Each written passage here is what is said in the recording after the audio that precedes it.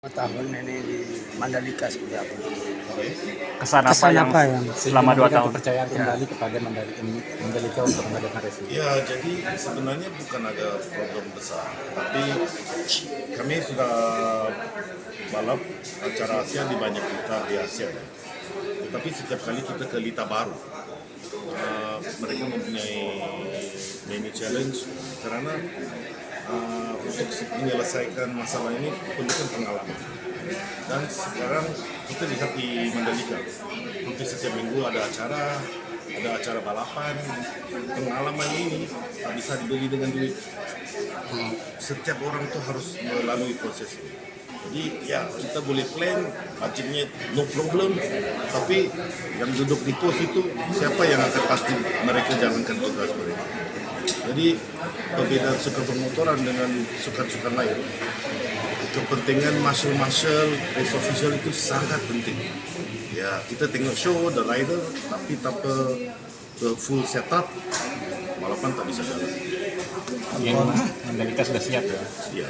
Misi mungkin Pak ada nggak yang pembalap ARC dibawa ke MotoGP atau seperti Kita melihat apa? potensinya sekarang sudah ada Ya, muncul. kita sudah lihat ramai sekali pembalap Asia yang sudah ke GP. Hampir pada masa itu semua rider Asia yang balap di GP datang dari JRC, kecuali pembalap Jepang. Ya, Indonesia, Malaysia, Thailand itu semua datang dari balap Asia. Jadi seperti saya selalu bilang, kalau tak bisa menang di sini, ya di sana jauh lebih susah ya. Jadi harus jago di sini. Kalau betul-betul jago, kita kirim supaya mereka bisa ke sana dan menjadi jago. Dan kalau lihat saja di grid sekarang 600.000 itu, even TBS kita di sekitar bekas pelumba MotoGP hampir 15. Ya, Hafiz Syarif MotoGP. Kalau moto itu mungkin 785, Moto3 785. So level competitionnya sangat bagus. Dan kita butuh pembalap-pembalap ini datang balik setelah selesai di MotoGP karena mereka race the competition bawa pengalaman, dan pengalaman ini akan pergi kepada pembalap muda supaya mereka langsung boleh improve. Artinya ada kerjasama langsung dengan Dorna untuk membawa rider ke MotoGP begitu. Kita tidak perlu buat apa-apa, kalau pembalap itu bagus dia akan Sudah ada nama yang potensial dari pembalap-pembalap kita tahun ini. pasti ada, tapi bukan tepat untuk saya bilang siapa yang besar. Ada 2-3 pembalap atau seperti Ya, ada 2-3 sekarang pasti yang bisa. bisa. Itu dari kelas apa, Pak? Overall ya, tapi daripada underbone sampai 1000 itu, kalau 1000 itu mungkin agak suka. Tapi karena kalau mau ke MotoGP itu usianya kan harus Muda. Pak Andi mungkin Pak Andi sendiri Pak. Ya, adanya ARC ini tentunya sangat membantu pembibitan di Indonesia ya.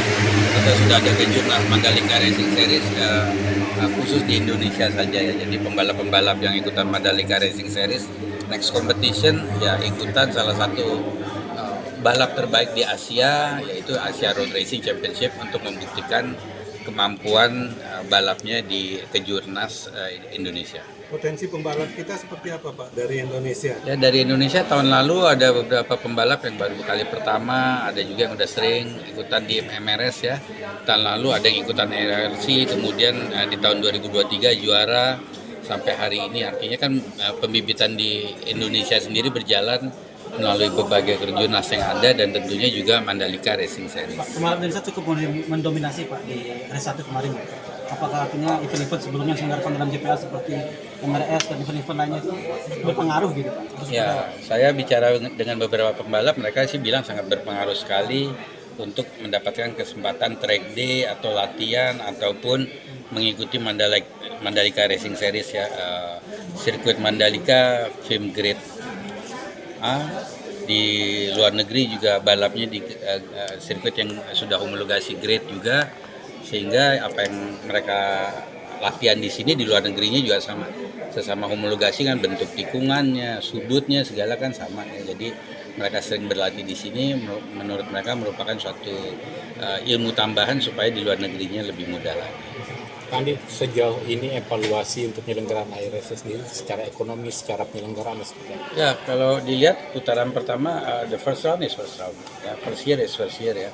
Cuman di putaran kedua ini keramaiannya tadi kita lihat di pit lane jauh lebih ramai, penontonnya jauh lebih banyak, pembalapnya sendiri juga lebih antusias.